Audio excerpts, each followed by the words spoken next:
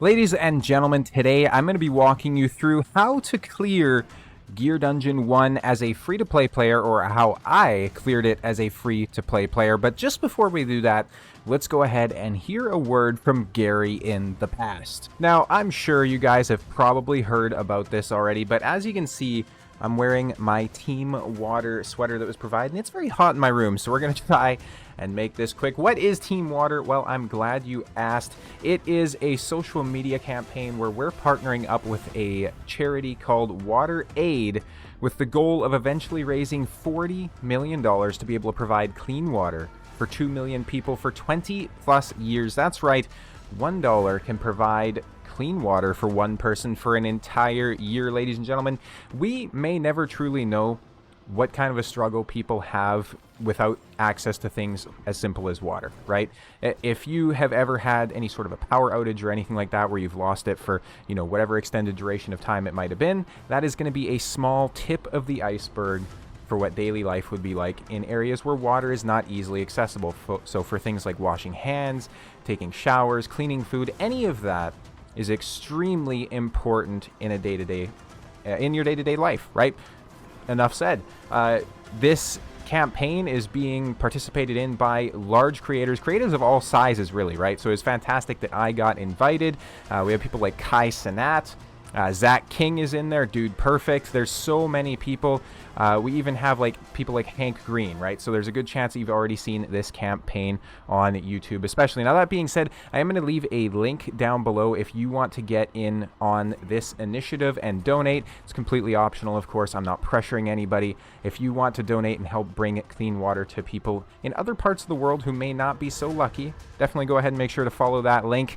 And then, of course, you can hop in my Discord and share it and talk about it as well if you'd like. But back to the video. Now, that being said, let's go ahead and hop straight into it. So the gear dungeons or gear raids 4 and 5 are incredibly important pieces of content to clear, because if we come over here to the achievements, when you clear stage 10 of both of them, I think it's somewhere in the battle, perhaps, yeah, right here. So clear stage 10 of 2 gear dungeons, you're getting yourself a new soul stone that you can use on any of your non-Lord legendary heroes inside the game. So basically, once you beat stage 10 of both of these pieces of content, you're getting a free legendary of your choice. Essentially, if you want to think of it that way, you can empower one from like a Sun Wukong to a Gwendolyn if you're so inclined, right? So very important. I haven't quite beaten stage 10 of Gear Dungeon 2 yet. It's a bit of a pain, but Gear Dungeon 1 I did actually manage to clear a couple of days ago. So let's just go ahead and take a look at a few of these things real quick before we hop into it. So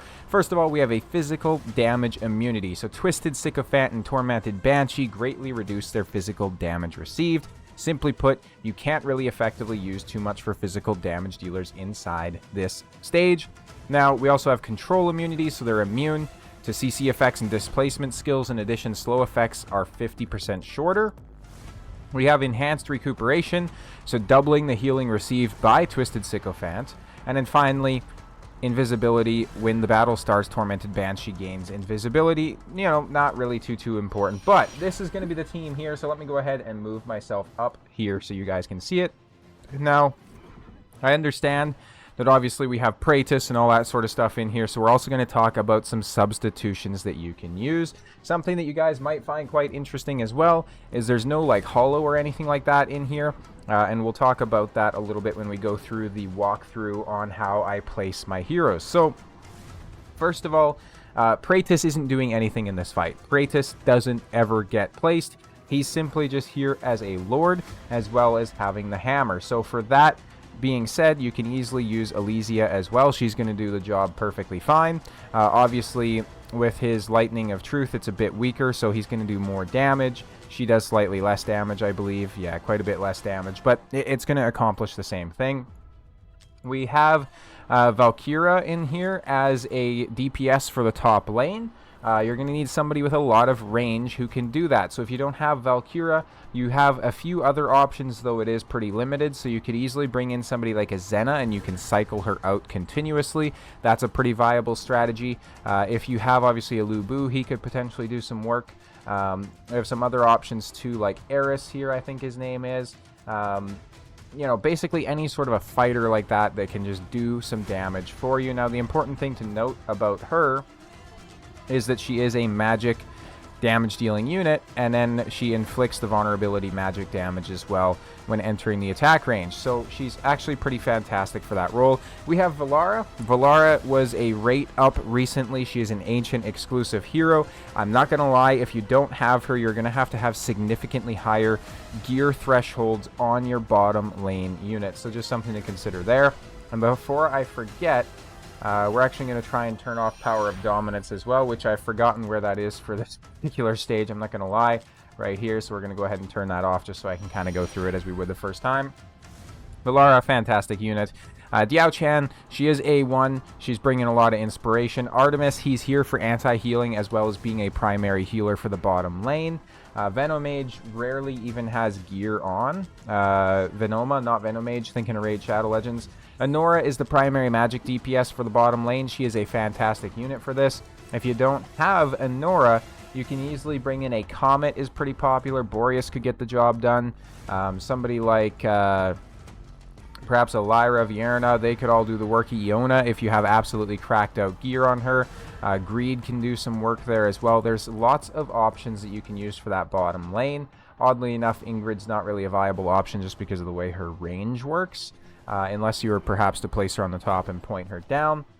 We have Eloin, of course, one of the best healers inside the entire game, and a pretty cool skin as well. If you don't have Eloin, simply bring in a Hollow, right? So bring in Hollow if you don't have Eloin. If you don't have either of those, you're probably not going to be beating this content, I'm not going to lie. Beatrix is almost irreplaceable in this particular composition with how I was doing it. If you don't have a Beatrix, you're going to need significantly better gear on your Valkyra, as well as potentially some more awakenings for her. So you may have to have her A3 or A5, probably, you know, A3 at the very least, and then you probably want an increased artifact level as well. We'll go over the gearing and everything like that after the run, but Beatrix really just takes a lot of the gear requirement off of your Valkyra. And then finally, we have Brokir.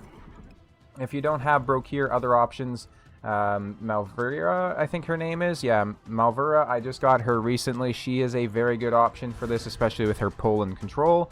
Regulus would be a good option. Olog, of course, fantastic. You can get away with Baron as well as Rocks. Any sort of just a really tanky unit that you can put there. Somebody like a Torador or a Gon are also viable, though less so, I would say. So let's go ahead and hop into this, though, and just kind of walk through how it's going to work. So I'll go ahead and move myself down here slightly so that I'm just above the alts. There we go. Now, so what's going to happen here is essentially we're going to have a boss spawn up here. We can't do anything against the boss. We're then going to have a bunch of enemies spawn down here right behind me in the bottom left, right? So perhaps I'll move my camera. I don't even know where to put it. We'll put it up where the boss is, because up where the boss is, there's no other enemies spawning there really. Anyways, these enemies are all going to come down here. We're going to have a couple of archers spawn here and walk this way. By the way, you could definitely place a Ingrid here and have her pointing down if you are wanting to use Ingrid on this stage, so she'd be perfectly fine if you just happen to have the best mage in the game, right? We're also going to have a little cluster of enemies spawn right here. And then we're going to have some invisible enemies that spawn over here. So let's go ahead and walk through this. First thing you want to do is place down your Brokir. Then I place down my Valara and my Artemis. Now, Artemis is going to be strong enough to keep us healed up in this area for basically the entire fight. You'll see that we have some single target stuff coming in. And then we also have, I think it's called the Blood of the Empress, that she's going to do every so often, where she's going to do massive AoE damage to everybody on the field. So you do have to make sure, Crimson Moon, there it is. So you have to make sure to have essentially healers who can do one of two things. So there's certain healers that can obviously have like an all range, or like, for example, an Eloin who can drop down her elf. Both of those are viable options. If you don't have somebody that can do like a whole map range, you're going to have two healers essentially. Now, the way this is going to work as well is we do have Valara placed here behind Brokir. She's going to be some extra block for us, though we won't really need it. And then we do have a Nora up top as well. So, obviously, we put Diao Chan into Inspiration mode. We're going to be cycling basically Anora and Valara separately. So we're going to have them doing their ults at different times, because I found that if I pop Anora on the first wave of enemies, then I don't have anything available for once the next wave of enemies gets here. Now, With Valkyria, we can go ahead and place her down after this particular AoE so that we can now start to charge up and, you know, get ready for when the enemies come. Now, again, once they get close, you're going to want to pop Brokir, you're going to want to pop Valara, and then you're going to want to pop Artemis as well for his anti-heals. And Valara is going to start doing some big damage as well as pushbacks every so often, and you can see she's absolutely clapping cheeks. I might have been too late on her ult, though. It looks like we do take them down in the end there, which is perfect. As soon as we can, we're going to place Eluin up here to keep our Valkyria nice and healed up. As you can see, some people did get pretty low there on the bottom lane, but it is what it is. And then finally, as soon as we can, we're going to place Beatrix in this position facing down.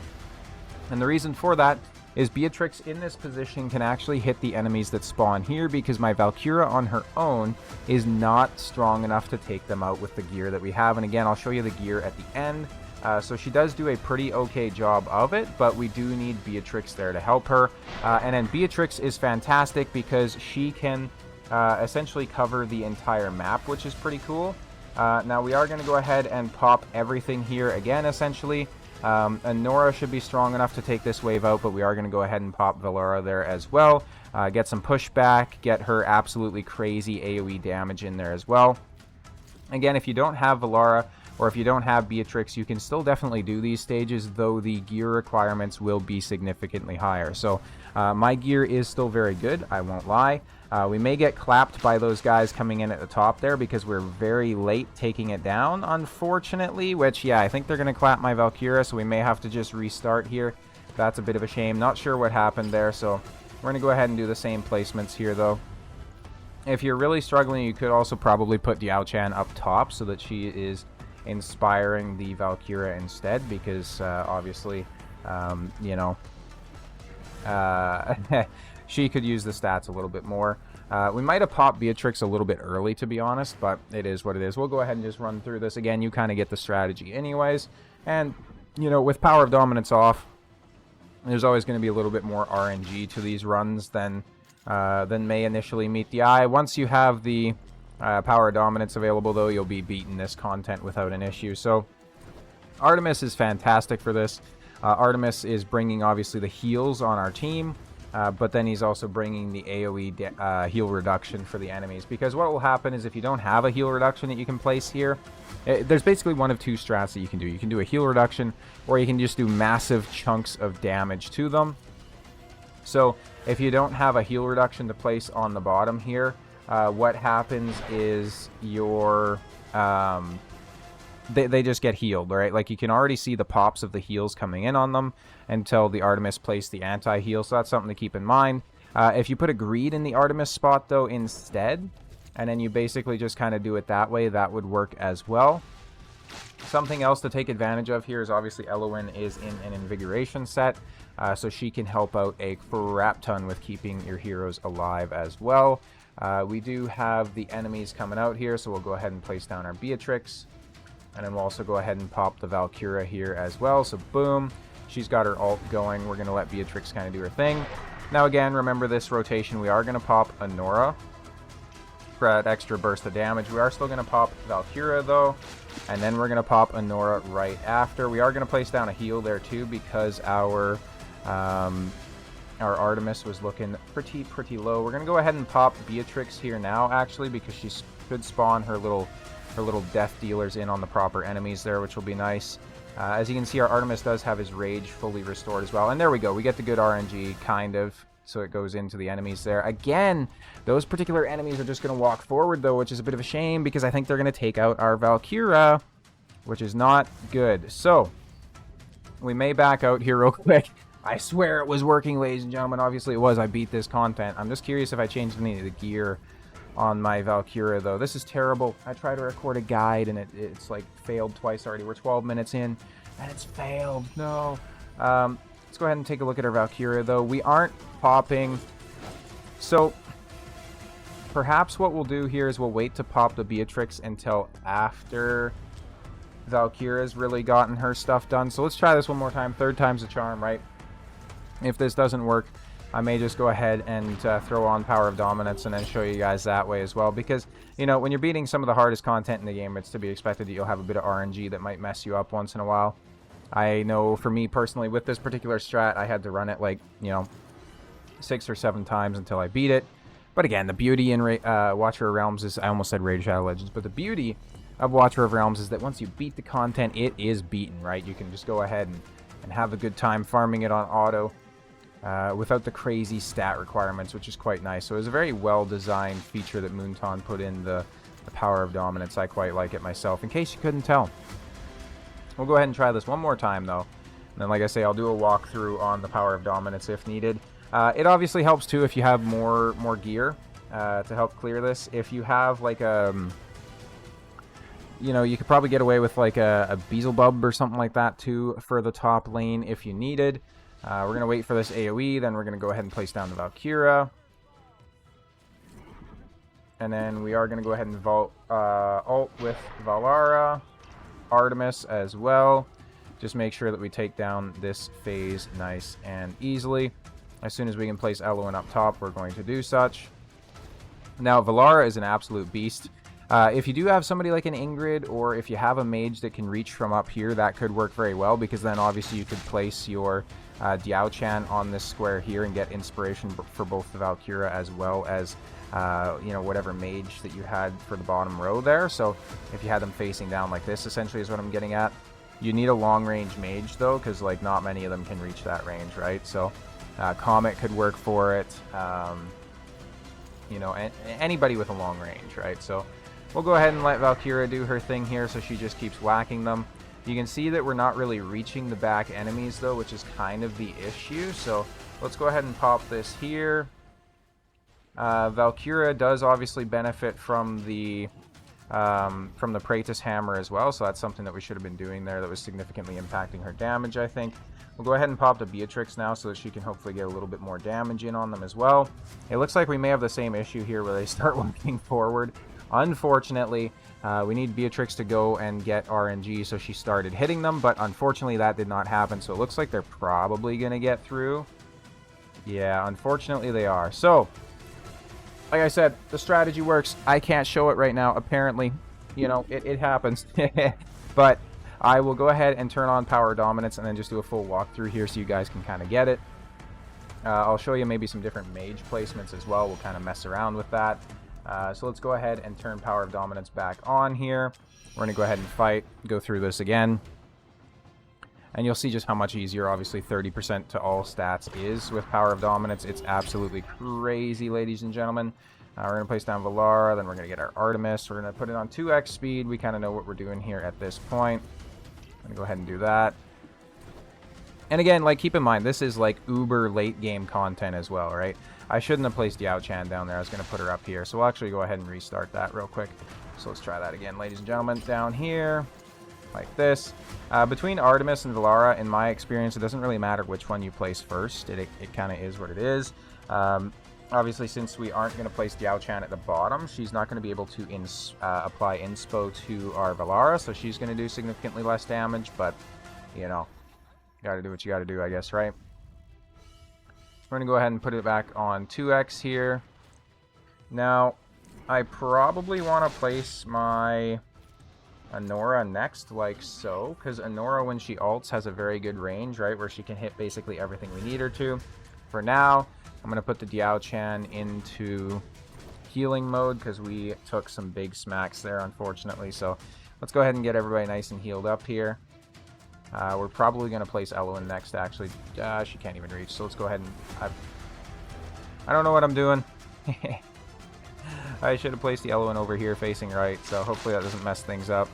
The Eloin is not in a good spot, fellas. She can't heal anything, so don't place your Eloin there, is the moral of the story. But let's go ahead and do this.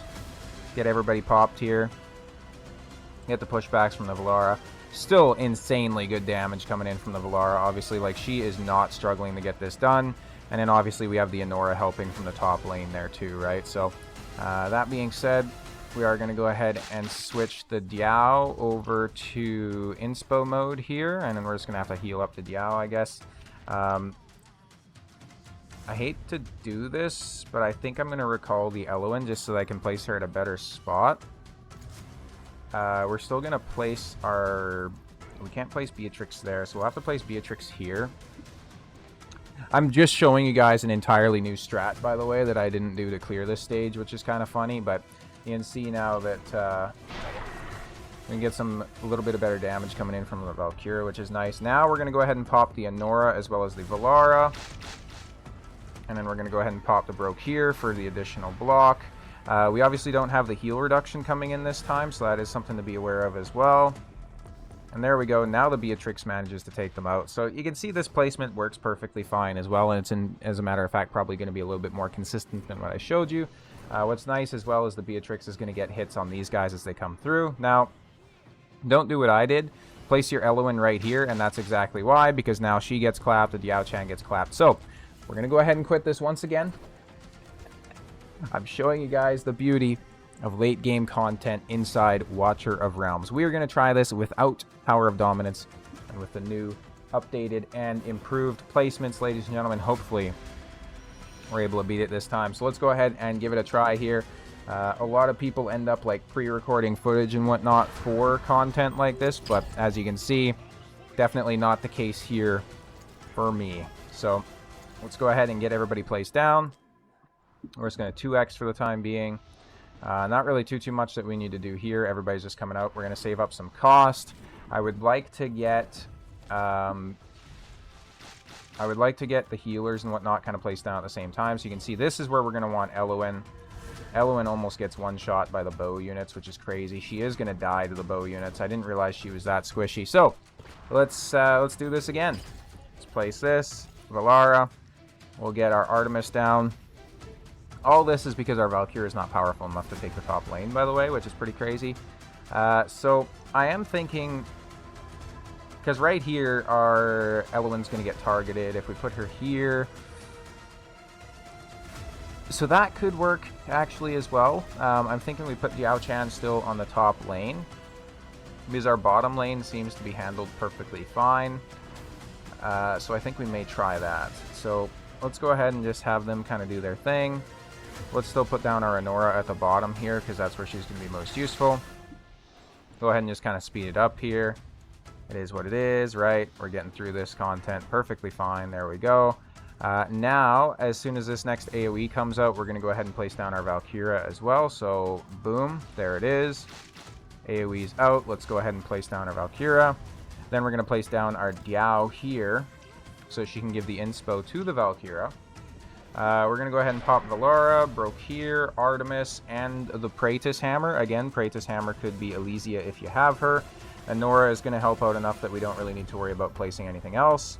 And now on the top, oh, they're getting through. There we go, though. Valara came in clutch. Now, again, if you don't have Valara, you can still definitely clear this content. You'll essentially just have to make sure to put a very strong blocker back there, or somebody else who can do some AoE fighter damage as well. Let's go ahead and do this. We're going to pop Valkyria. Diao Chan obviously is giving essentially constant inspiration to our Valkyria, so she should start to do significantly more damage now. And then our Beatrix is going to get some help there as well. Now, again, on the bottom lane, we have some more people coming in here, so we're going to go ahead and pop basically everybody here. The whole 9 yards, as they say. And that's going to take care of the bottom lane pretty easily. Now, we are going to go ahead and pop the Beatrix as well. We're going to go ahead and just spawn in those extra eaters, which it still looks like we're having issues taking out these dudes, which is so odd. Because, again, I was doing this strategy before, and it was working perfectly fine, and I don't know what happened. Valkyria was able to hit them before and take them out, but it looks like they're just going to march right up to her without an issue and just smack her in the face. Which is crazy. Which is crazy. I genuinely do not know what changed. Like, this is wild. So, when I did the clear before, I was doing this exact same strategy. Right? And I had Diao Chan down here, I had Anora here, and then I was like Praetus buttoning and everything up here. But I didn't have anybody besides... I didn't have anybody up here besides Valkyria and the Beatrix, because Beatrix was so mandatory to this strat. It was actually kind of crazy. So I have genuinely no clue, if I'm being completely honest, what's causing this particular run to fail, which is crazy, because it's like failing quite astronomically as well. Obviously, like having the units just march up on the Valkyria like that. So we're going to try this again. I think we'll pop the Beatrix ult a lot quicker and see if that makes a difference. And again, if you have a higher awakening or something like that on your Valkyria, she can easily do the top lane solo, right? And, you know, a maxed out artifact helps and all those sorts of good things. I just don't have that.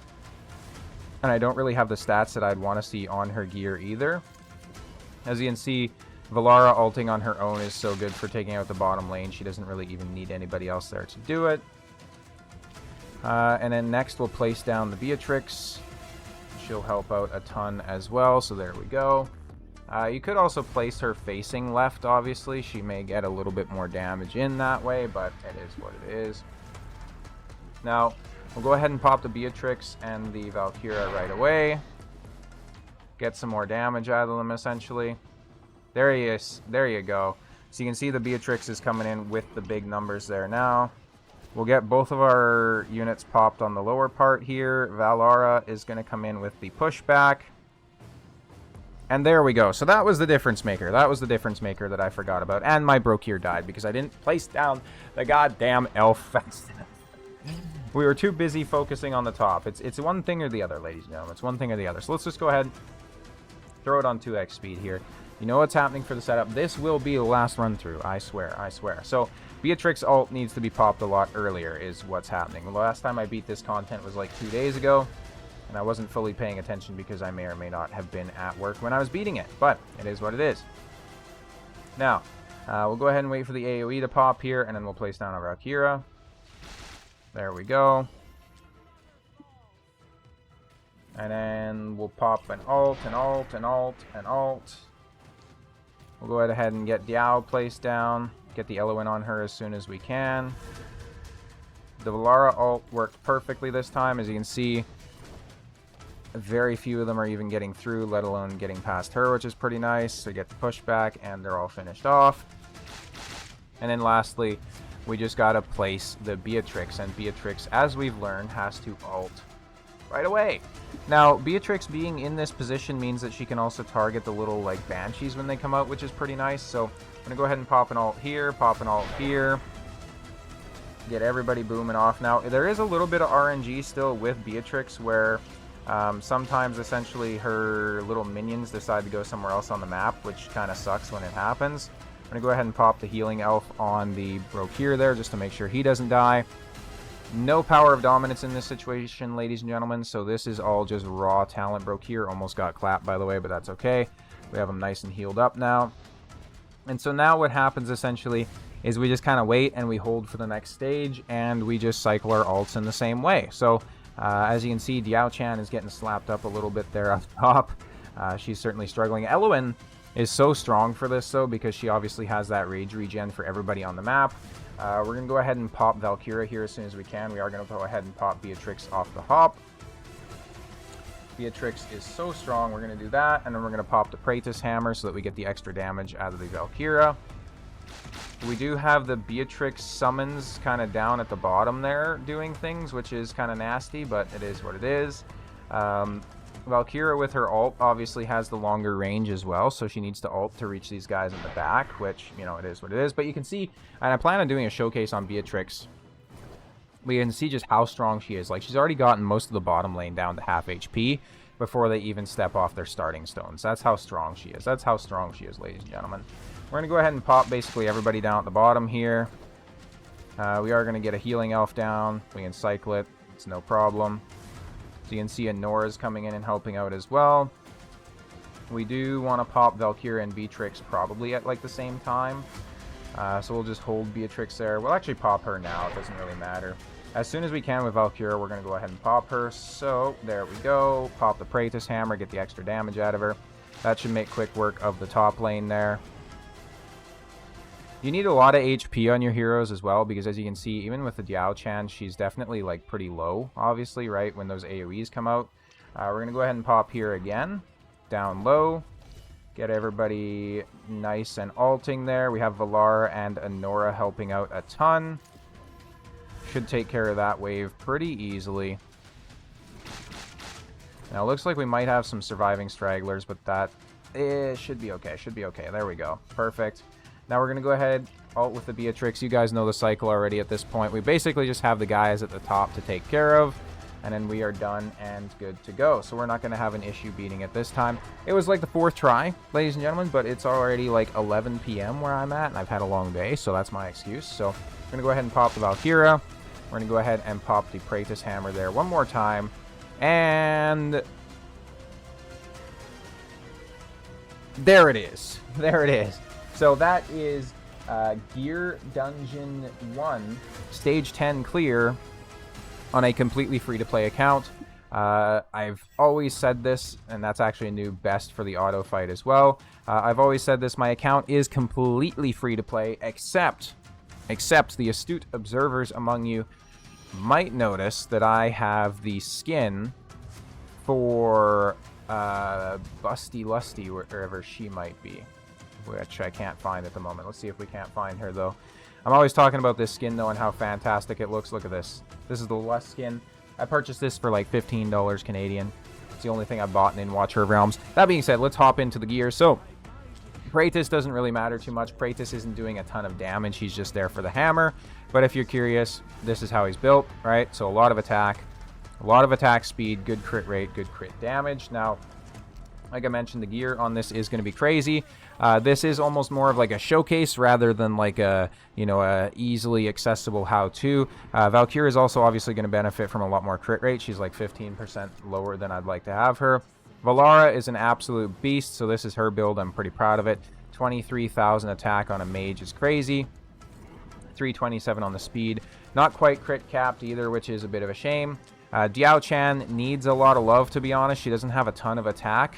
And then her artifact isn't maxed out either, so I would recommend maxing out her artifact. I'll show you the artifacts as well for Valkyria as well as Valara. So there you go. Artemis probably has one of the weakest builds on my entire account when it comes to a healer. This is how he's built. We do have decent rage regen on him at 100%. I do think you need very, very high rage regen for this. I wouldn't recommend putting the Taya's Bomb on him. I would probably run him in a maxed out Golden Scarab if you can. I think that would be the best way to do it. Venoma, not even going to show you. No gear needed there. Anora, this is what she's rocking. So we got 19,000 attack. Almost crit capped. Good speed. Good crit damage, right? That's kind of what you're looking for. Elowen is in Invig with decent attack, decent HP, decent attack speed, very good rage regen as well at 98.6. Now there's a soft cap for rage regen at 100% obviously, so you don't really need to go too much past that. 16,000 attack on Beatrix, 425 on the speed, 112 and then 278 on the rate and damage respectively. And then finally, Broke here is a tanky boy at 127,000 HP and then 216 on the attack speed. He doesn't really need attack speed. Just a crap ton of HP and a little bit of defense on this guy is going to go a long ways. Now, that being said, we'll take a look here real quick at the popular heroes. So you can see that you most definitely don't need the heroes that I showcase this with. Vierna, like I mentioned, she's fantastic. Morgan can do a lot of work here as well. Malvira is very popular. Praetus strats actually do work, so you can use Praetus as the single target DPS to take out the cluster of enemies coming at you. Anora, obviously here, if you don't have Anora at this point, she's been run twice. I don't know what you're doing, man. Manage your account better. No offense to anyone. And Eris is fantastic for the top lane as well. So those are all very, very solid options. Now, that being said, I would love to hear from you guys down below what teams you use and what heroes you really just depend on to get through this content. Let me know how your builds compare to mine. When you first cleared it on your account, I'd love to hear all about that stuff. I definitely could have cleared it before I did, but I'm a bit lazy sometimes when it comes to pushing new content, but it is what it is. That being said, if you're this far in the video, thank you guys all so much for watching. The support on the channel has been fantastic. There's a subscribe and a like button down below.